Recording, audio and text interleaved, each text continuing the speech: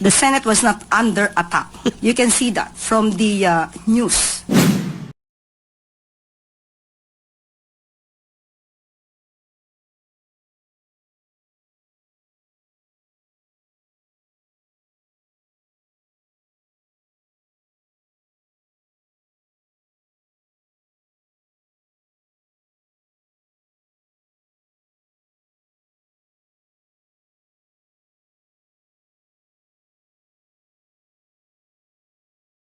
Dili pod mo tuo o wa mo uyon sa word nga under attack ang Senate atong panahon nga dunay gira. Gay dunay gapinusilay. Dili kuno to under attack. No, matod pa ni Anticler. Coming from Anticler pag yun. Gikan na sad sa mga bakakon. Ay! Aminaon kita to gab si Anticler. XFM Katropa. Senate was never under attack. Yung nangyari Kasi nag-birthday atong na nagbuto. Senate, tawag ni Senator Aimee, Senate siege. Do we may reaction po ba yung Pangulo given na naging senador siya kung mako-consider niya ba na desecration ng institution yung nangyari po? Senate siege. Was it under attack? It was not. The Senate was not under attack. You can see that from the news. Not only from the statements of the NBI and Otro pong bakakon, pareha nimo? it was only the statement made by Senator Alan Cayetano. So as far as we are concerned, as far as the government is concerned, Senate was never under attack. Okay. Tama na. XFM Katropa. Oh. Kabantay ko ba nagkaisog si Claire, sani? Nagkadugay may gala mas kinasi ganado siya may gala nga mo tirada gyud. Yun siya nga Senate was never under attack. Correction. It is under attack. Nga naman nihisgot man ka. Ikaw attack dog man ka, di attack. Ay! Pasabot na to ha. Nganong dili pwede nga gamiton sa nganong dili pwedeng muuyon ang Malacañang anang word nga under attack mga katropa. Una, ingon si Presidente Marcos, wala dito'y NBI. Ikaduha, ingon si Matibag, nganong magpabutuman mi nga wala man ko'y tao dito. Pero ingon si Claire, nagpabutuman ang NBI. So nabulabog nga naagi day tao dito. Aron nga malingla na punta, mawa na punta spasing ang ilang kalaki. Gibahog nila si Mel Oragon. So si Mel Oragon karon in taon nagkakaso, gibuhian man hinoon kay nakapiyansa lalimang ka. O kisa kapiyansa ato, si Mel Oragon ba? 100,000, 120,000 may galang piyansa honon. Si Mel Oragon ba driver ka lang sa NBI?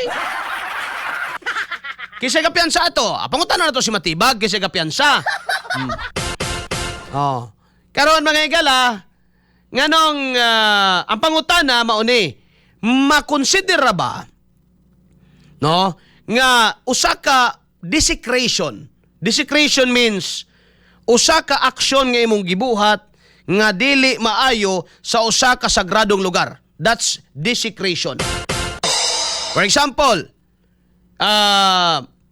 usa ka balaan og tawag niini kanang holy nga lugar or gikonsidera may gala nga importanteng lugar para sa usa ka simbahan. Simbahan. Unya mo ana kada may gala og mamusil, nay pinusilay. Ang act of shooting ba matawag ba nimo nga dili may gala desecration? Sa usa ka lugar may gala nga giisip nga sagrado sa mga tawo nga naa diha. Imong balay. Okay, bawo ka mga igala. Your home, your house is your safest refuge. No? Ang imong panimalay mo gina pinaka-shifting lugar sa tibuok kalibutan.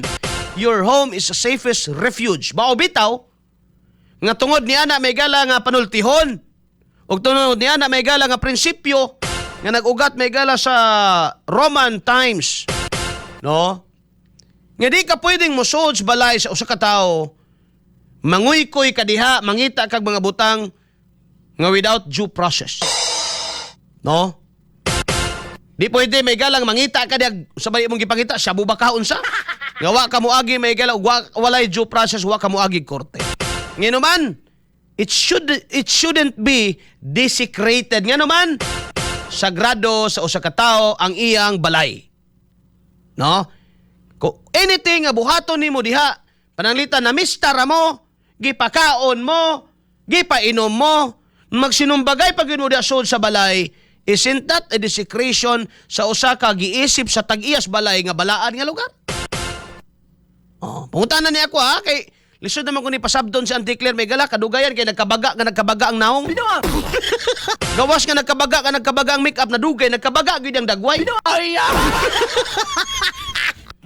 Nakoy pangutana gipadag malakan niya nga to, bagatog taro nga basig maglingog-lingog ka.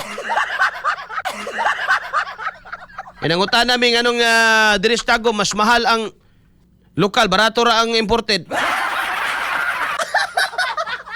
Unya, nangutanan ni mga senior citizen diristago nganong i-online ba ng paglinya ng inyong bugas nga 100 ra katawo makadawat ng inyong NFA rice. Para sa mga senior citizen. Bagag taro nga, basig mo, Duterte na po imong pasaginlan na ng among pangutana. Nakadugay ba kay kuha na gyud siya, isog na gyud kay siya may gala. Builo na gyud kay iyang kaisog oh. Attack dog. Okay, balikan ako mga katropa. Ang pangutana sa usa ka reporter na desecrate ba? Lahi tong under attack. No? Lahi tong pangutana nga under attack. Okay, libiyaan siya na to. Paminawag usab gab tong pangutana. Maisip ba ni nga desecration? Sige, paminawa ha. So wala naman pong kinalaman ng Pangulo kung magpapalit sila ng liderato Okay. o hindi. May labot na. Senate was never under attack. Ah, isog ba? Yung nangyari po sa Senate po, with all yung tawag ni Senator Aimee, Senate siege. Do we may reaction po ba yung Question number Pangulo, one, ha? given Question na number naging one. senator siya? Okay. Kung mako-consider niya ba na desecration ng institution? Yan, yung that's the nangyari question. po? Desecration ba to? Senate siege. Was it under attack? It was not. The Senate was not under attack. You can see that from the Stop. news. Ang iyang gitubag dili ang pangutana sa reporter, kundi ang term nga gigamit ni Senadora Aimee Marcos. Gab, pagkuha ra diha og kuan be, silupin kay kuhaan ako ning utok nako gamay ipadana kog Malacanang. Bali 5 ra god. Hindi, again, ang pangutana, paminawag usab. Balikan nato ang question. Kung unsa iyang gitubag, mura man kagwa mo agig, mura magdili abogado eh. The Senate was not under attack. You can see that. Was it? Institution, yun nangyari po. Eh, balik pa. Senator siya. Kung mako-consider niya ba na desecration ng institution, yun nangyari po. Yes, that's the bottom line. No, mo na pinakauyukan sa pangutana. Di ba? Mo na pinakauyukan sa pangutana, mga igala. Bottom line, mo na uyukan. Bisaya, may igala sa... Mo na Bisayas, bottom line, uyukan. Mo na pinakauyukan sa pangutana. Makonsidera ba nga desecration on the institution ang gihimo nga pagyama-yama, kuan nito mga higala sa Senado. Ang tubag niya, unsay tubag niya? Listen carefully. Sige, Gab. Senate siege. Was it under attack? It was not. The Senate was not under attack. You can see that from the news. But that is not the only question, Auntie Claire. from the That is not the question. The question is, makonsidera ba nga usa ka desecration ang gihimo ditong pagsamok-samok? Nga naapay gitrabaho ang mga senador pagsamok-samok, not on the building per se, but on the abstract idea of the Senate, mga higala, as essential part of our republic. Kana siya. Makonsider kamo diha, may kamo kunot tubag kuno, may kanang mga bright diha. Kanang mga kintaw ni ato tinamban ra man ni. Ha? Tinamban ra man ni ato. Mo nang gihimo na ako example mga igsoon nga. Kung ako pananglitan sa simbahan, nagmisa mi diha, nagkuan niya, moabot mo diha unya mo masuko among security kay nagbinuang mo or na mo gihimo and then magkagubot diha. Dili ba na matawag nga desecration? Okay. Kaduhang example, no? Balay, nagpapista ko, nagpakaon ko, nagpainom ko nimo. Unya pagkahuman, naa ka diha, nangita ka gubot. Dili ba na desecration sa ako ang sanctity sa ako ang home o sa akong balay? I think the answer would be simple. No. Pag mo yung kag no, justify your answer. O ako, amang kumuagi ng law school, bay. Nagplano pa man gani kung mo pa-enroll, pero nagplano man gani kung di kumudayon kay kapoy. Ay! Pero I think that kind of question requires simple and direct answer.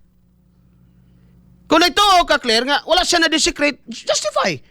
Ay, ang imong gitubag manggod, ang gitubag niya, katong term nga gigamit ni Kuan, Senadora Amy Marcos, sa under siege.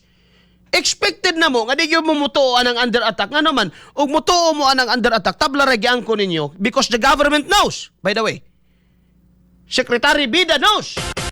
The DOJ knows. The NBI knows. Bisang magmamakak, sumatibag, may gala, he knows. Kabalo siya, di kumutuong ni siya kabalo.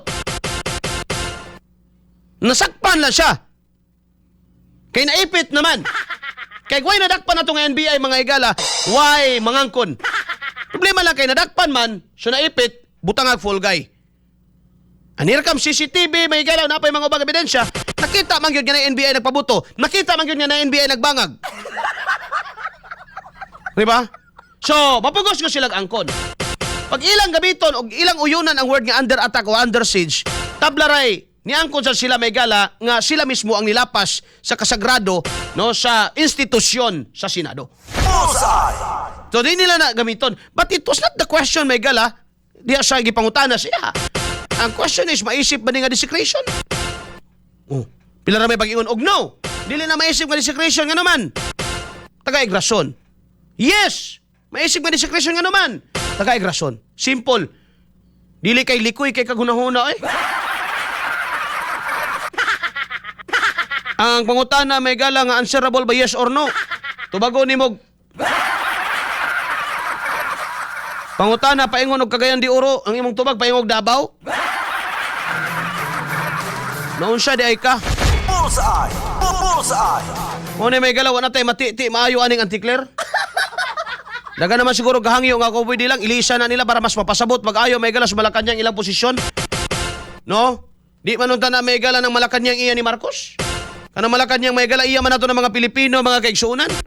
And I think we are entitled may gala nga makabaton og tigpamaba. Mga katropa nga kanabang worth it pod ba sa sweldo. Di man na sweldado ni BBM siguro si Auntie Claire. Sweldado man na may gala siya sa gobyerno. So, ang imong kalaban, kung naaman kay kalaban, dili kami. Labi na mag-explain nimo sa mga butang.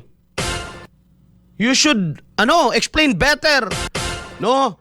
Magpahupay sa mga panghitabo. Di kay, mura naman bugag presidente. Ibangutan na siya, na-follow up question diha. Mao ba ni ang baruganan sa Malacanang? Of course. Siya, of course. Ay, kabuhiong kong Auntie Claire, bay? Bullseye! Bullseye!